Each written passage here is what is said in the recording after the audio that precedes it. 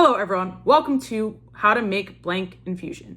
You're going to notice something in this video series, and that is every video is going to have the same exact introduction. Quite literally, this video clip that I'm recording right now.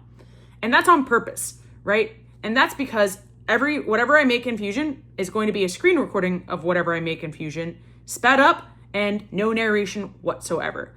That's so you can follow along at your own pace, whether you speed up the screen recording, slow down the screen recording, or pause it at certain points. And also so you can listen to music while you do that in the background.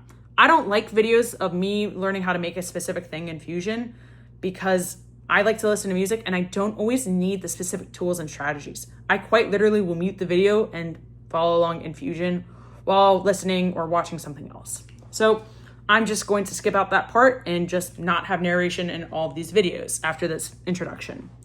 Secondly, my way of making something in Fusion is going to be slightly different than someone else's way of making something in Fusion. And that's okay. We all have our own different ways of making it.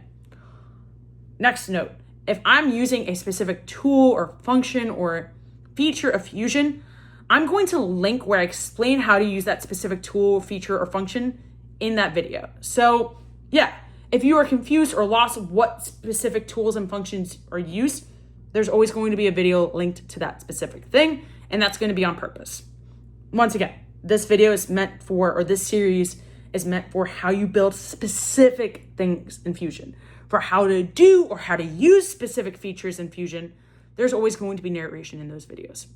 Finally, and the rest and the kind of more important things, you get to use Fusion for free if you have an EDU account and you are a student or an educator. So please use that if you are that. If not, pay for it.